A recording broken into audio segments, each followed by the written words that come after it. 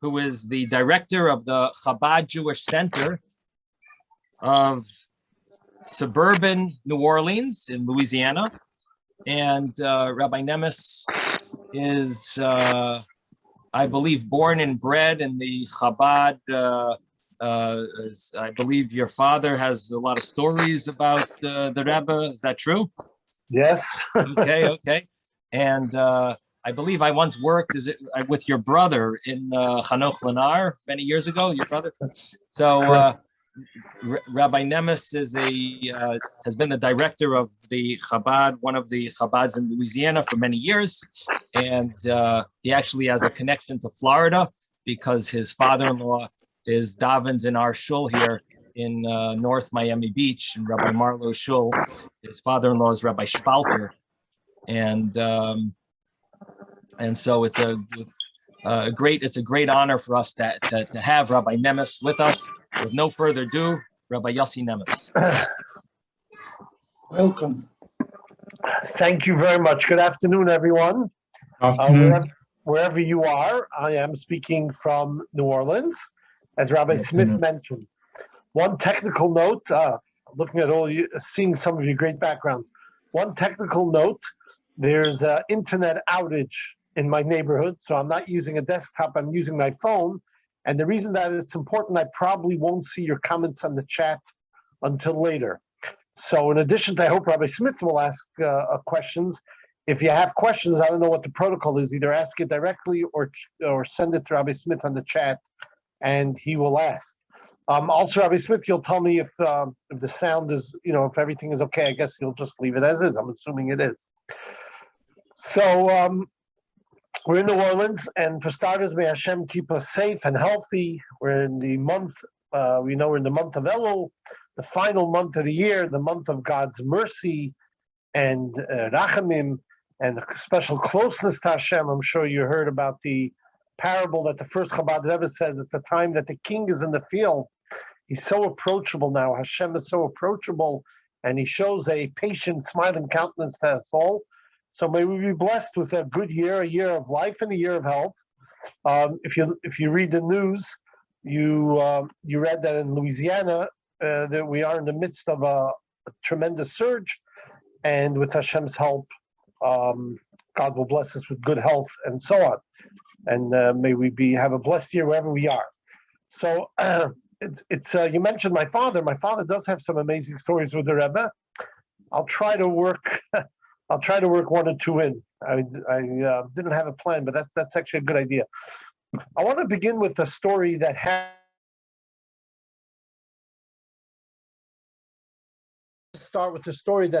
here quite a few years ago. And I'm trying, and it, let me start with a more recent story, because it says in the teachings of Hasidus that actually sometimes business people can recognize and perceive and have access to the hand of Hashem more than Torah scholars that sit in yeshiva all day. How could that be? Torah scholars are studying the Torah, and the Torah is God's wisdom. Certainly their mind and hearts are connected to Hashem. They have more time and headspace than we might have to study Torah and connect to Hashem. But when we're out there in the world, when we're in the business world, or we're just out there doing what we do, we have so many additional opportunities to see the hand of Hashem, to recognize divine providence. So I want to share something that happened here within the last few weeks. So thank God, like many Chabad houses, we are experiencing growth, and we're hopefully going to take on an expansion. And key to that expansion is we need to buy the house next door to the shul that'll make our property a perfect square. That has not happened because the people don't want to sell. And that's their, I guess they love living next to Chabad. So, but there's another thing that we desperately needed. In addition to our future expansion, we need space for the next few years. So 3 weeks ago, I was about to put a mobile home in our parking lot, a double-wide mobile home, to have some extra space for adults and children's program. Besides that, whatever that is, once you get all the permits and everything, besides that's $35,000, $40,000 that after 2 or 3 years you're going to have nothing from if you ever were in such a situation, we would have to get another variance for taking away whatever it is, 10 parking space, whatever it is. It was not something I was looking forward to. About 2 days before we can we actually finalized the contract, the mobile home, I was in Restaurant Depot shopping. I'm standing in line, and a person says, "Rabbi Nemes, how are you?" I looked at him. I recognized I met this person twice before. Not since COVID, maybe 3 years ago and 5 years ago. He's a Lebanese Christian, and he's very friendly to the Jewish people. And he happens to own the house, not the house, which was our dream to get, but the house right across of a small street from the Chabad. And he tells me, "Rabbi Nemes, it's so interesting. I'm meeting you in 2 days. I'm signing a contract with a realtor to sell that house. Are you maybe interested in the house? This is in line at Restaurant Depot." So I said, yes. I got to speak to my staff. I got to speak to my staff, and then of course to the bank. But yes, I'll get back to you tomorrow. And he says, and if you buy it, I won't sign with the realtor. I'll sell it to you by owner at a very good price. With Hashem's help, on the 19th of August, we're going to closing for a house right across of Chabad to expand and to at least give us space now for the next few years in a much better situation. But this happened, as you heard, waiting in line in Restaurant Depot, which otherwise, if Hashem didn't bring us together, it wouldn't happen. And all of us, when we're out there, even more so than people, as I mentioned, studying in yeshiva full-time, of course, if you're on this yeshiva, it leaves you plenty of time to perceive the hand of Hashem, and we do see it a lot. So, and the other story we'll get back to a little bit later. Let me just tell you a little bit about the New Orleans Jewish community before I talk about the Parsha. Most of you, although there may be, I know there are people from very diverse geographical locations, most of you are probably in cities with larger Jewish populations. New Orleans metropolitan area has 1.3 million people and about 10,000 Jews. When Tulane University is in session, that our Jewish population goes up about 30 or 40%. That's right. So basically, the community is about 10,000 people, and it's been that way for about over 100 years. Doesn't go up and doesn't go down. And after Katrina, it went down to about 6,000, and now it's actually now about probably 11, maybe 11, 12. So we're growing with slow growth, and the community is doing well.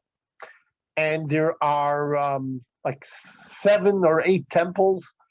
There are 4 Orthodox minyanim. 2 of them are Chabad minyanim, and it's a place. As you know, it's a town of there are no conventions now, but there are already here packed with tourists over the last few months. It's a tourist place. People come for jazz, and a lot of Jewish visitors come. That's why we have good kosher stores, and a lot of people frequent the Chabad house. A lot of tourists and visitors. It is a party town. So, l'chaim. If it's a party town, I'll say l'chaim. It's a beautiful place to visit, but unless you're coming from South Florida, I recommend you come in the winter. Don't come in June, July, and August. The heat is more brutal actually than South Florida. But other than that, it's great. Okay, so let's talk about the Torah portion. The name of the Torah portion is Shoftim. Shoftim means judges. And the first verse is that Moshe, this is shortly before his passing in the book of Devarim, Deuteronomy, the final book of the Torah, which is Will and Testament. So before his passing, he tells so many important things to the Jewish people, including the portion at the beginning of this week's portion. Shoftim v'shotrim, you should have judges and enforcers, I guess like police, to enforce the rulings of the judges. You need to have at the gateways of all your cities. In the desert, all the Jews were together, so there were judges. When Moshe himself was there, when Moses himself was there, there wasn't such a need for a police force because kind of everybody still respected the hierarchy and the judges.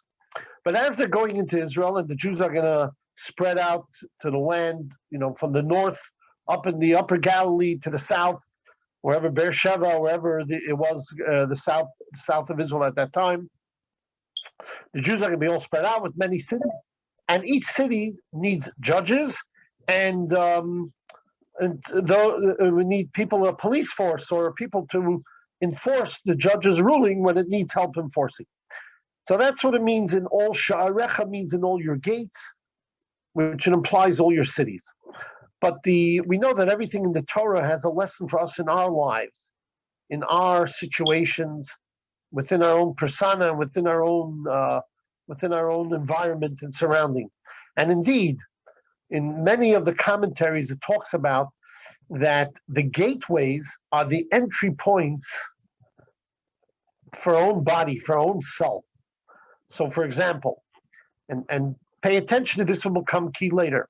There's two ways this is interpreted, how the gateways where we need to have judges and to enforce whatever the judgments of the Torah are is in our own body.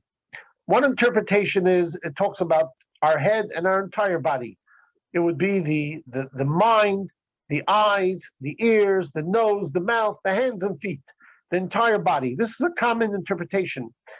And in the Sefer Yetzirah is one of the book of formation, is one of the earliest books of Jewish mysticism and Jewish secrets of creation, and this will become key.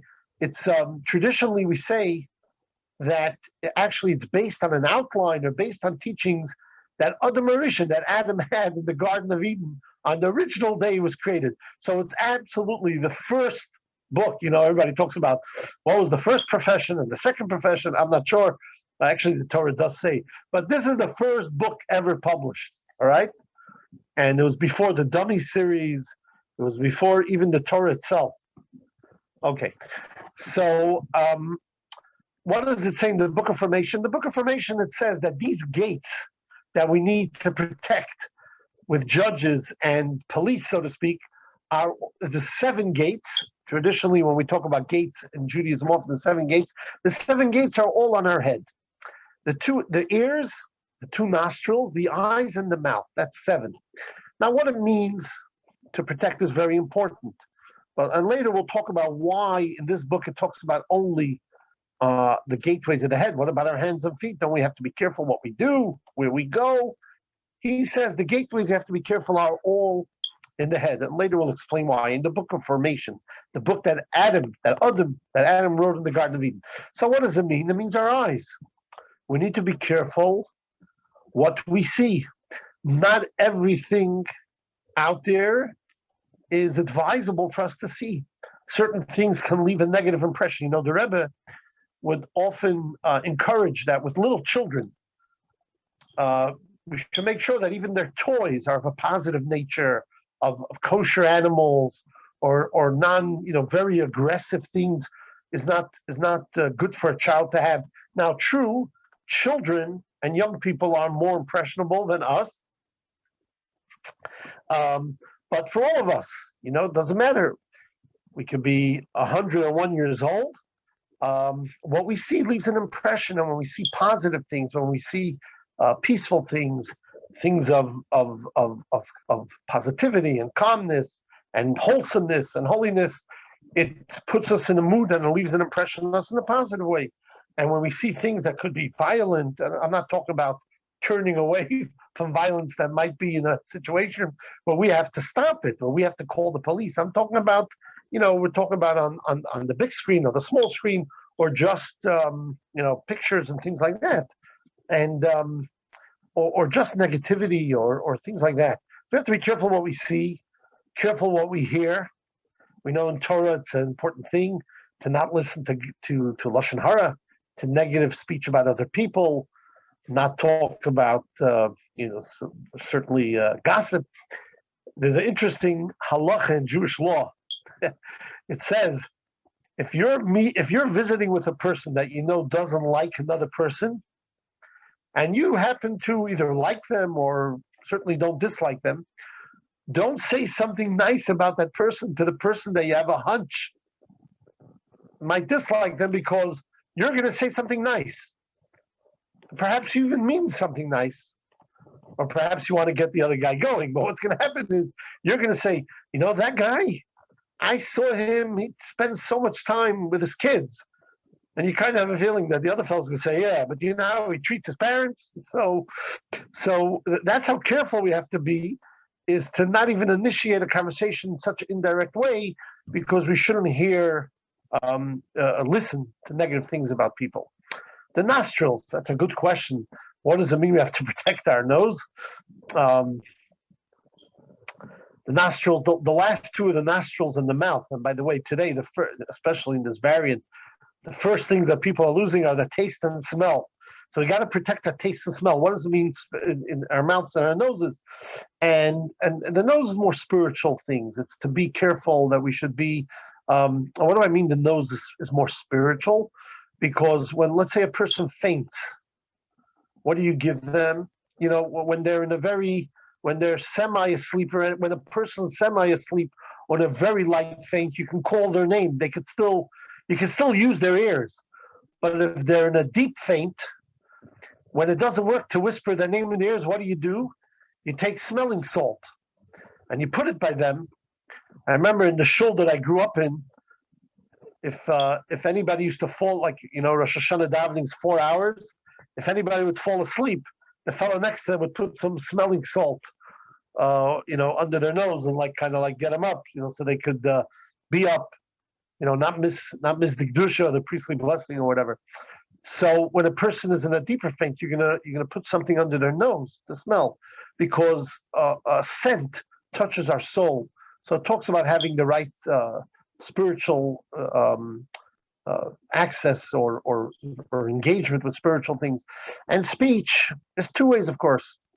We have to be careful what we take in. That's why the laws of kosher are so important. And at least as important is to be important to what comes out. It should be positive speech about other people and about ourselves, by the way. The previous Rabbi once said famously, just like we shouldn't speak negatively about someone else, we shouldn't speak negatively about ourselves. Yes, we have to know if we have weaknesses. We shouldn't be in denial, but just to go put ourselves down, often we have to know our strengths as well as our weaknesses. And just to put ourselves down is not the way to go. Rather, we need to be positive about ourselves. We need to pick ourselves up, and then if there's something that needs correcting, of course, within ourselves we'll correct it. So you have these 4 areas. We got to be careful what we watch and what we hear, and scent means spiritual involvement. And be careful not to say, not to what we eat, and that our speech about others and ourselves should be positive speech, should be words of healing. So that's what the Torah tells us, that you need judges and police, so to speak. We need to guard our entry points to keep ourselves whole, to keep the beautiful holiness of our neshama, of our soul, in that state, in the pristine, beautiful spiritual state that God gave it to us. Just one thing I mentioned earlier that I want to get back to. And that is that, again, yes, younger people are much more impressionable. There's no question that a child or a person in their teenage years, young teenagers, if they see something negative or they hear something negative, of course, they're more impressionable. But we should not underestimate our own importance and our own contribution, our own importance of our own, of our own being in God's eyes, of our own neshama. Yes, so we're not 15. So we're older than 15. We're an adult. We might be a parent, or like myself, maybe grandparents. Maybe there's a great grandparent online here. But you know what? We were made in the image of God, just like everyone else. We have a soul that's a part of God in our body, and it's pristine and it's holy, and it can do something great today. And in order to facilitate the full potential that we have, we need to protect our gates, whatever our age is. Now, interesting, I want to mention about in our world today, we know that we talk about, there's a lot of talk about protection, security. There's talks about, I don't know what's happening in your neck of the woods, but here we've been talking a lot about masks. That's, everybody's interpretation of how much it does or doesn't protect us. And when we talk about certain even physical barriers, we know that all the businesses had plastic barriers, not to separate from us, just to security, to keep certain things physically, certain aerosols from coming to us physically. So that's also what we're saying here spiritually. We need to. It's healthy. It wasn't. It wasn't really so popular in America, this idea. In other words, even among people that kept the Torah, said, of course I'm going to eat only kosher meat. Of course I don't light a fire on Shabbat. But it's such a big deal what I'm listening to or what I'm seeing or what I'm speaking. It's not such a big deal. So, of course, that's what the message of the parsha is, that the wholesomeness of our soul, the mood and the positivity that we have is greatly affected by what we hear and see and say as much as by what we do. There's a well-known Hasidic story, which many of you, I'm sure, heard, but it's worth repeating, that a person came to the Maggid, and he told the Maggid of Mezrich, this is the Baal Shem Tov, of course, was the founder of Hasidism, and this is the Maggid. He's, by the way, the teacher of the founder of Chabad, the author of the time. So someone came to the Maggid, and he said he was having trouble with, his mind was racing with negative thoughts, maybe impure thoughts.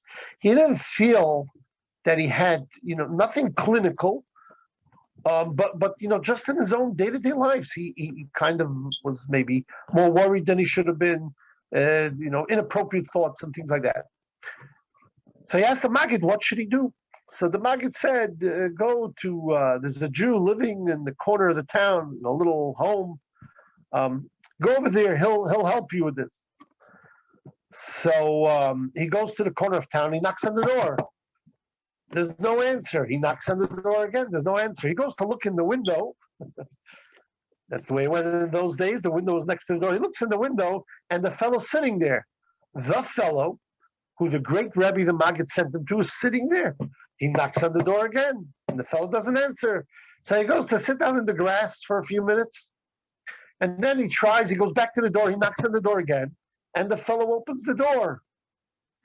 And he says, dear Reb Binyamin, the Holy Maggid sent me here. You should teach me about how to have only proper, positive, pure thoughts and not negative, improper, impure thoughts. So I'm ready. Give me the 12-hour lesson. I'm here. So this rabbi, this rabbi who the Maggid had sent him to, this owner of the house, said, I already taught you everything you have to know. He said, what do you mean? We haven't spoken yet one word. He said, you see, originally, you knocked on the door. I'm a very hospitable person, but I didn't open the door. You knocked 3 times. I didn't open the door because it's my house. 10 minutes later, I opened the door because in my house, I decide, here we have a prop here. I don't know if you can see it, the door. In my house, I decide when the door's open, when the door's unlocked, when I open the door, when the door's locked. And even though I'm very hospitable, sometimes the door's locked and sometimes the door's open because it's your home. You're the Baal boss. You're the boss in your own home. You're the master of your own home. And the same thing, obviously, he learned the lesson that we can control what we are involved in, what we see. For example, we can make sure to see only positive things and access, and if something negative, we could turn away. Again, if it's not our job to help the person in a negative situation, we can turn away. We can listen to something else. We can change the channel, as they say. We can listen to uplifting, beautiful Jewish music or uplifting music, or for some it's classical music, whatever it is. We don't have to listen to the news or go on social media where everybody's fighting and arguing and accusing everyone. We can make a choice. And the same thing certainly with speech. I want to end this thing, and then I'm going to take some questions from Rabbi Smith. Related to this idea is really one of the central ideas in the Tanya, right? The Tanya teaches us, among many things, the Tanya is the Bible of Chabad Chassidus, written by the Reb Shneur Zalman, the founder of Chabad.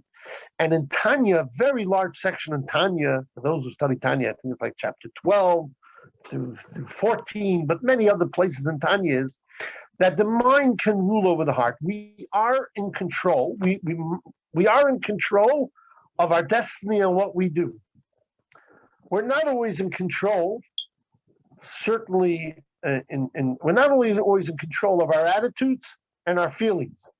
Or I should say, our attitudes and feelings are things that take, in the long term, we can modify them, we can improve them. But on the short term, emotions are triggered because of nature and nurture, and it's totally human and normal. And for any human being, included a very devout Jew, where our emotions are triggered, our attitudes are set in a certain way, and that's normal. That they're not always positive. You know, that we're a work in progress. That's part of, if we're not a tzaddik, if we're not Moshe, and we're not Moses Maimonides, and we're not the Rabbi, and we're not the Baal Shem Tov, and we're not Devorah, the prophetess, if we're not from the spiritual 1%, if we're from the 99%, the Alter Rebbe calls it the Beini, the 99%, you know, we talk always about the 1%, the 99%, the 1% is the tzaddik. Their attitudes and feelings are perfect. And by us, it's normal that we struggle with them. But our attitudes and feelings, as close as they are to our persona, that's not really how we act. That's not how we react with the world around us, with our families, or even with ourselves. Meaning like this: the three ways we act, right? We act either through three ways we express ourselves. Our attitudes, feelings, or being. We express ourselves through action. We do something, we don't do something. So we're in total control. How do we know? We know from our own lives. We've often had urges to do something, and then we said, no, I'm not going to do it. I'm just not going to do it.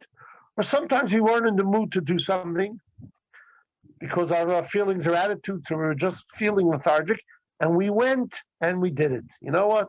We went to that wedding anyway. We weren't in the mood. We visited that person in the hospital, even though we had a long day, and it was beautiful because we're able to do it. Speech, the same thing, right? We're in control of what we say. And we could be in a bad mood, and we could be quiet and not say anything, and wait till we're in a better mood, and then speak positive things. Again, all of you know this. We all know this, but the Tanya really lays it out from a human perspective and a spiritual perspective. And the key, the crown jewel of the Tanya teaches us also that we can also control our thoughts. Now that's already a major innovation, because we all know we can control what we do, right? We all know we can control our speech. We can be quiet. Or, you know, what do they say? If you don't have something nice to say, don't say it. So hopefully we practice that. We only speak when we're ready to say something nice. But our thoughts are racing all the time. It's racing. We can't turn off our thoughts. So herein lies, the Alter Rebbe says that we have the ability we don't have the ability to turn our thoughts off. It's not a force that we can turn off, but we could channel it, or we can direct it about what we think about it, about what we think about. Something could be bothering us, and we could just go think about something else. Like I said, you can go in a pleasant environment, put on the Jewish or classical music, and suddenly you'll be thinking about positive things. Take out a picture of your grandchild and look at it, and your thoughts will be filled up with beautiful things, even when we're tempted or our thoughts were racing with anxiety or negativity. So so much of Judaism is with the ability to be able to distract ourselves from negative thoughts and focus and concentrate on positive thoughts. And the Alter Rebbe puts this the way this is very much related to having judges and at our gates, and especially in what we do and what we say in our thoughts. So, and in Tanya, he calls it the doctrine of Moach Shalit Alaleh. The mind can rule over the heart. So your emotions are racing, but you can rule over it. Not that you can change your feelings, but you can not act. You can keep quiet for an hour. You know when my life got really better? I'm not kidding. I used to get into all kinds of tzaddis. How did a nice Chabad Rabbi get into all kinds of tzaddis? So the answer is I'm a pretty emotional guy. And every time, and especially when email started, whenever I saw something or somebody told me something or somebody sent me an email and I was emotional, I wrote back within 4 minutes. It wasn't always good. Sometimes it wasn't good. And then I heard that there was a very famous Chabad personality. His name was Rabbi Zalman Aaron, the older brother of the fifth Chabad Rebbe. And he said that whenever somebody tells him something, he waits 61 minutes before he responds. I don't mean if somebody asks you, did you see your uncle yesterday? Whenever somebody tells him something that touches him emotionally, triggers something, he waits 61 minutes before he responds, because then he could respond in a positive way. Can you hear me still? Because I seem to have frozen. Rabbi Smith? Yes, you can hear me. Okay. We hear you. Okay, We hear you. Okay. All right. So the screen is frozen, but that's fine. So he waits 61 minutes, because 61 minutes, the emotions calm down and he can answer in a much more thoughtful way, in a way that they won't have long-term repercussions. So I decided if the great Reb Zalman Aaron waits 61 minutes, I usually have the self-discipline now to wait till the next day. Now, what's the difference to the way we respond to something the next day when we're triggered emotionally or a few minutes later? So this is the doctrine that the Tanya talks about. The mind can rule over the emotions in not doing something when we're very emotional, to wait, not saying something, not responding to an email, and even to distract our thoughts and to think positive thoughts. So I want to end with an actual true story that I heard from the people it happened to, and it's a great one. So my mechut, meaning my daughter, is married to a young man from Belgium. His name is Slavatitsky. And his father is a well-known Chabad rabbi. His name is Shabtai Slavatitsky. Okay. He is very much in demand as a speaker, as a Farbrenger, especially in Hebrew and in French and in Flemish. And he's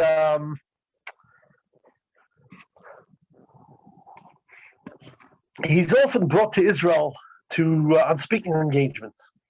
So one time he went into the store to see what could he bring back for his wife, his kids, and he has some grandchildren in Belgium.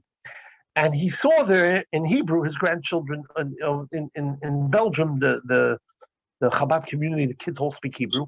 He saw there were comic books in Hebrew called the Tanya comic books. It was basically that the written out for children with cartoons or comics, some of the ideas of Tanya. So he brought home the Tanya comic book for his 11-year-old grandson. And then he tells, it happens to be that this grandson is a nice kid. He has a real problem with procrastination, with getting himself together, with neatness. He really struggles with getting ready in the morning and being on time and so on. Anyway, so one day, a few days after his grandfather came back from Israel, and he got the Tanya comic book. So one day, it's school day, and his mother is a little Beryl, 10-year-old, I think 11-year-old Beryl. It's 8:00, and they got to leave to school at 8:18, and Beryl's nowhere to be found. He's usually up, all the kids are up at 7:15. She goes into Beryl's room, and sure enough, he's laying under his blanket. And his mother says, Beryl, because he always had struggle finding his shoes, getting his clothes, getting his lunch together. His mother says, Beryl. Beryl takes off the blanket. He's fully dressed in his school uniform with his backpack and his lunch laying on his side next to his bed. And he tells his mother, Moach shalat al-alev. The mind can rule over the heart. I'm ready for school.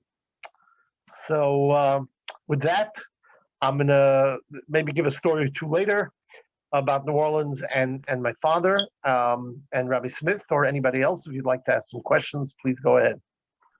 I think Isaac has his hand up. Isaac, do you have a question, Isaac?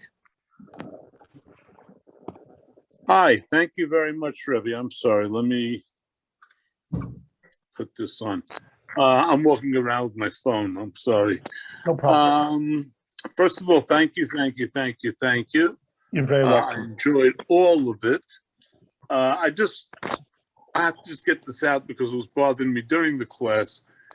you should give the house plus $150,000 to the guy behind you, and maybe he'll move to that one. Give him enough of a bonus. He'll take the house he just bought, and you'll have your corner square. Okay, whatever. It's a great idea, but just wanted to say thank you. Good. Okay, good. Thank you. You had a question, or that's it? Isaac, you had a question? There's so many topics. There are so many questions. Not offhand, nothing comes to me. I'm sorry. Thank you. Okay, sure. Susan has her hand up for a while. Yeah, I have a question, Rabbi. When you have health issues and you have to, in order to survive, you have to put poisons in your body. It's very difficult to get over. I don't have any sense of smell, and my taste is gone because I had to have treatment. How can I bring that back? You're not asking about your smell. You're not asking me a medical question. You're asking me a smell test. You're asking about how to bring back what? How to bring back my sense of smell and my sense of taste, not physically. I got it. Well, that's a very, very good question.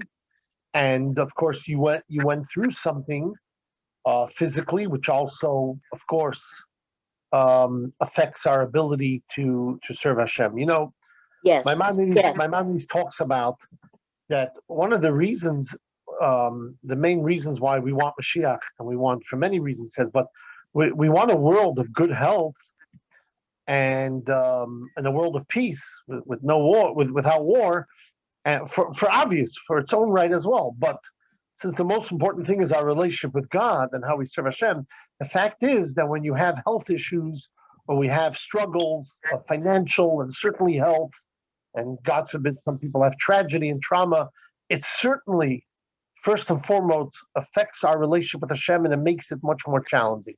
So the particulars you'll discuss with either Rabbi Smith or whatever else your rabbi or mentor or a good friend, but I'll just give you some general notes. We believe, and could somebody just tell me what time it is, because I don't have what time is it? It's 3:40. 3:40. Okay. You got another 15 minutes, right? Okay. 20. So 20 minutes, good. So what was your name again, ma'am? What was your name? Susan. Huh? Susan.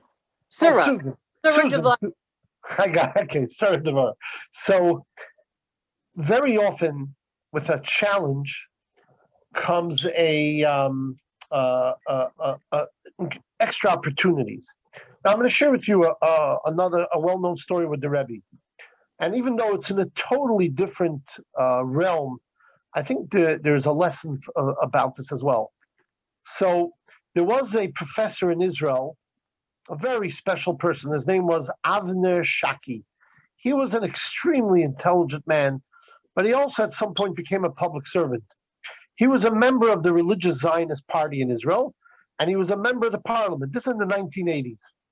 One time there was a certain issue or a vote, and whatever reason is, he felt, and it's very possible he was correct, he felt that his party is not voting on principle. The party was telling all its members to vote what he felt was for expediency, not for principle. And in Israel, unless it's a very big deal to not vote with your party.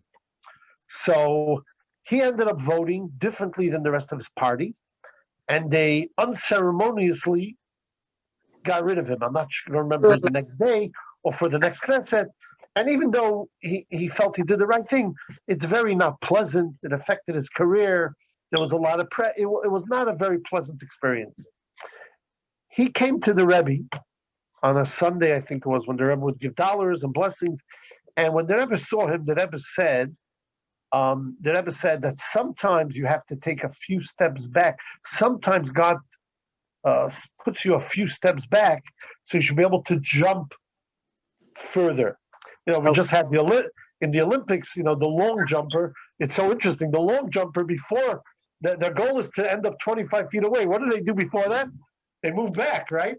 Yes. They got to move 10 feet, 20 feet back in order to make sure that they can get, as far as they can. So the Rebbe told them that sometimes God puts you a couple of steps back, but it's with the ability, hopeful with Hashem's help, you're going to see that it's going to help you go forward. In his case, it was a very happy ending because by the next election cycle, the rank and file who knew that what he did was for principle, they not only brought him back in, they made him the head of the party. He ended up the head of the Mizrahi party. Now, I'm not preaching this. It's easy for me to say, oh yeah, every challenge is something we can easily, it's an opportunity for growth. I'm not preaching this because we all know in whatever little challenges I've had in my life, it's not always that easy. No. It's not easy. So it's not something I'm preaching, but it's something we should be aware of for ourselves. And that's Thank you, a Reverend. general message. And the particulars, you really have to speak to people who know you and know your situation and care about you. Again, mentors, rabbis, friends, and so on. And Hashem should bless you with good health Thank you. and a good year. It should be a year of, you should see at the end of the year how much you're able to grow and how much you're able to strengthen everything in your life, especially your relationship with Hashem. Thank you. Ben has a question. Sure. I really had a comment. I wanted to say, I don't think we can control what we hear, but we can control what we listen to. Excellent point.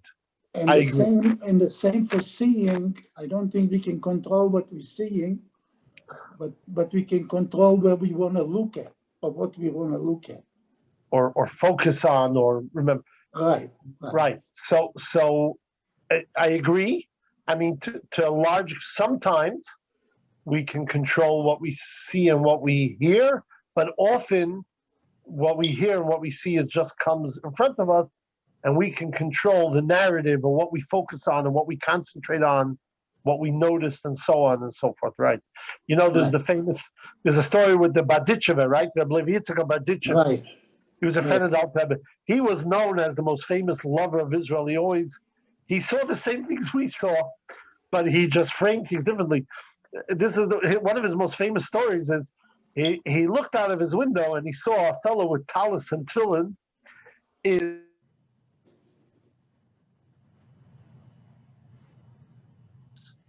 He was smearing the wheels with some whatever the equivalent was the WD-40. You know, he was putting some oil on the wheels of the wagon with his tallis and tefillin. So we know what we would think if we saw it. The Badicheva, without drama, looked up to God and said, "These Jewish people are amazing. Even while they're working, they continue to pray." So he saw what I might have seen. But the narrative, the way he interpreted it, the way it impressed him was different. So you're right about that.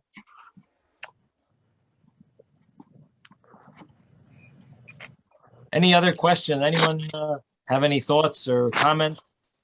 Oh, guess not. I was just going to mention, Rabbi Nemes, that I have a tremendous respect and admiration from the fact that when one of the hurricanes was hitting Louisiana, I believe you stayed put and felt a responsibility to stay with all of those that were unable to leave, even though the government maybe was encouraging people to leave. But I believe, you stayed put at one of the very scary hurricanes that was extremely strong. So I was wondering if maybe you could share with us some of the story and what was going through your mind then. So, like I know, Rabbi Smith, you live in South Florida. You know strangers to hurricane warnings and things like that. And you probably some other people as well. New Orleans, in addition to, we also have like South Florida hurricane warnings and just as serious, we are below sea level. So we are, of course, we're like a bowl. It's 8 feet below sea level. But anyway, this August is 16 years since Katrina. I'll just be very brief because I do want to tell a story of my father. So when Hurricane Katrina came in August of 2005, and we had a lot of hurricane warnings in the first, I'm here 31 years. The first 15 years, it was all false alarms. Maybe we had a light tropical storm. But Shabbos started, and we heard that there's a hurricane in the Gulf. This might be the big one, but something we heard many times. By the time Shabbos was over, and the updates came to the shul that it's getting closer and closer. After Shabbos, they said it's hitting within 24 hours, mandatory evacuation. The only time in my 31 years that there's been a mandatory evacuation. Now, it's one of the hardest, so mandatory evacuation, you're going to leave. Okay, so first, I was right after Shabbos in the summer, so it's already 10, 11 at night. We had a lot to do and whatever. My wife actually spent the whole night doing laundry, and together we cooked food. We cooked food, and we didn't know where we're going. We're just going to go out there, and who knows? At the end, we only came back home 4 months later. But anyway, 80% of the city left, including almost all the members of Chabad, including the staff of Chabad, except myself and one rabbi and the other neighbor of the Chabad. Now, what happened with us was there was a mandatory evacuation. But the answer to the trivia question is, how many people did the city or state get out from harm's way? And the answer is not one. Later, after the disaster happened and it was flooding, they brought in buses. Not even one person, not from the inner city, and not. So I started on Sunday. I got a lot of calls from older people. Many I was able to. It got very, very busy, and there was a lot to do. And then about 1 o'clock on Sunday afternoon, I got a call from 2 modern Orthodox girls that were here on vacation. Their flight was canceled, and their hotel told them they have to leave. They're standing on the street downtown, and the only thing people are telling them is go to the Superdome for the public shelter. I don't know how Hashem helped me, but something in me said that's not a good idea for these 2 girls. I drove downtown. I brought them. In the meantime, there was a girl that lived in a flood-prone neighborhood. We brought her in, and I had a niece visiting. All in all, we ended up with 13 people in my 2-story house. By then, it was already by the time all this happened, they were saying, don't go out and leave because you're going to there was bad traffic, better stay. So I had hurricane shutters, and I thought, okay, Now, it ended up being that we had our first floor was flooded. We had to be in the second floor for a few days, but we all survived. And if you know what happened in the Superdome, I don't know if anybody remembers, it was very bad over there. First of all, the parts of the roof came off, but there were things that happened there that were really, really, really tragic. And thank God, these girls call us every year on the anniversary. On August 29th every year, the girls, they're already married women, and the parents call us every year to thank us. But we did what any Chabad rabbi would do. Our first instinct is we got to keep our family safe where we're going to go. But it wasn't meant to be. And by the way, just to tell you one thing that happened, on the 3rd day when the pumps, we have pumps here that weren't working. When the pumps finally started working, they got the water down.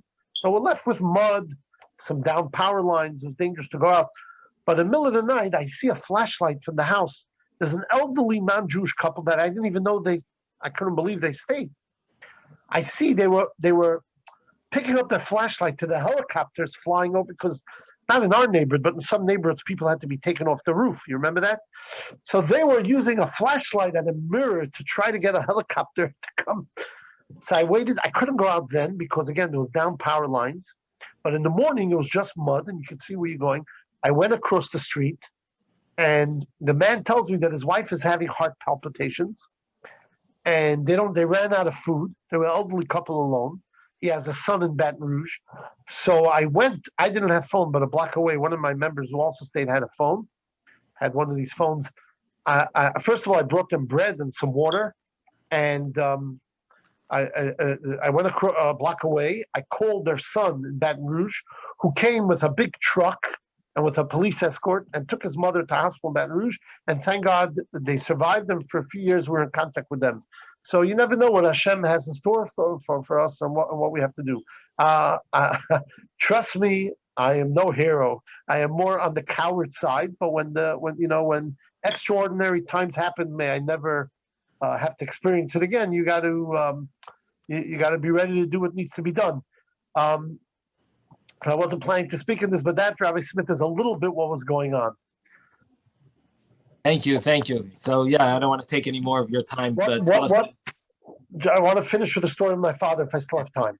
Sure. Okay. Sure.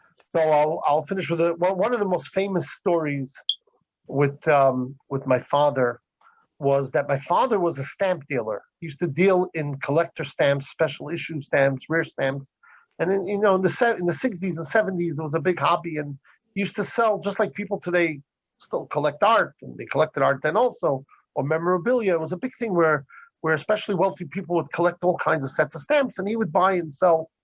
That's how he put us through school, as they say. But it happened to be that in 1972, I think it was, he sent a letter to the Rebbe of his summer trip. And it just said he's going to Guatemala, to Ecuador, to Nicaragua. It was an itinerary. He usually got just either he was very close to the Rebbe's secretary, the Rebbe's main secretary, Rabbi Chadikov. Either he got a note from the Rebbe, a couple of words, have a good trip, or the Rebbe's secretary said, the Rebbe said you should have a safe trip. There was no answer, and it was like the day before. So my father went into the Rebbe's secretary's office and he said he's a little uneasy going without a blessing from the Rebbe. It's a very difficult trip. So the secretary of the Rebbe went in and he brought out a handwritten note. The Rebbe said he marked on the itinerary about Nicaragua that I don't think it's a good time for you to go there. Change your itinerary. And the Rebbe said, I feel, I remember the exact words were, but the content was, I feel it's not a good time for you to go. You'll go at a different time. So it's a long story, but basically he changed his itinerary and he didn't go to Nicaragua. And he was supposed to be Shabbos in Nicaragua, in Managua. There was one of the most powerful earthquakes that Managua experienced. I'd seen in 1972 and 1974. I checked; it's on Google. It's a well-known event. And my father was supposed to be there that Shabbos, staying in a hotel downtown, and of course he wasn't there. And a few months later, like that was when he went back, and at that point there was a lot of the hotel that he was going to stay in was badly affected, where afterwards had to let the whole thing down, and it was a terrible disaster. I think 10,000 people died, many of them in the downtown area. It was a tremendous tragedy. My father came then and he helped in the community, and he went to visit the postmaster, and the postmaster said, "I can't believe you're here." He said, "No, the Rebbe said I should come afterwards." He was helping the Jewish community, and the postmaster said, "I have all these stamps here. I have nothing to..." My father even ended up making money of the trip, even though that wasn't what he went for then, because the postmaster said, "I'm just sending Philip, go get 10 suitcases, take whatever you want here, and you'll give me whatever you want." And but that's not the main point. Is that of course his life was saved, and he was able to go and help the community in Managua afterwards. So I wish Wow, that's a great story. 5 minutes left. If anyone, do you have another? Do you want to share another story or any questions? I'll share a story from here with my father. Yeah. This goes back many years, maybe 25 years ago at least.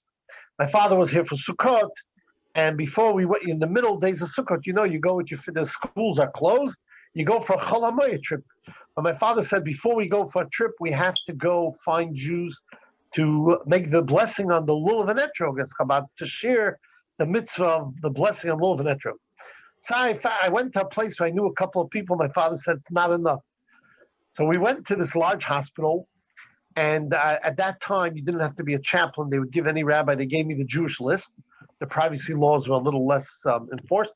So we found there 4 people on the list. One left, and one wasn't in treatment, and one was sleeping, and one we benched Lulav and Esrog. I said, okay, let's go on our trip now. He said, there's got to be more Jews here. So he went back to the front desk, and he said, let me see the list. I'm going to look for Jewish names. We found the name Weinberg. So we went into this Mr. Weinberg, and this Mr. Weinberg was a Jewish person, and he didn't write himself down as a Jew. We spent an hour with him, and he did not have contact with the Jewish community for like 50 years. He was an older man. I think he was in his 80s. very warm, very alert, very with it. He made the blessing of Lulav and Esther, and a couple of times, and we spoke for like an hour. And I visited him. It was like a half-hour drive. I visited him once or twice afterwards. About 8 months later, he had no contact with the Jewish community. Unfortunately, his wife and children were not members of were not Jewish, and he didn't belong not to the Federation, not to Reform Temple. He had no connection to the Jewish community for 50 years. But I visited him a couple times. I think we put on film. About 8 months later, his son, I still remember his name, Kenny Weinberg, calls me. And he says, my father passed away last night in his sleep. And a month ago, he told me that when I pass away, you call Rabbi Nemes. He's going to get me into a Jewish cemetery, whatever it costs, whatever he says we're going to do. That's my last will and testament. And his kids, we didn't have to go to the community for funds. The kids, and they weren't wealthy people, but they had a car. They were car mechanics. They had a business. The non-Jewish boys, to honor the father's wishes, they bought him a place in the Jewish cemetery. We took him to the Jewish funeral home. We had a tada. We had 100% traditional halachic funeral with him and the other kids. We brought a minion from our community. And this came from my father's akshanas, as they say, my father's abstinence in saying, let's go find one more Jewish person to share a mitzvah with. And as the Rebbe would tell us, it's not something that Chabad people can do. We all can share a mitzvah with another. It was a real pleasure, Rabbi Smith. I want to wish you and all of the participants a good year, and keep on doing these classes. It's beautiful. Rabbi, Yeah. Thank you so much. yeah, Yeah. I wanted to say something. We had a hurricane a while ago in Florida, and Rabbi Yossi Barlow is our Rav, and he spoke about that a hurricane is a combination of wind and rain.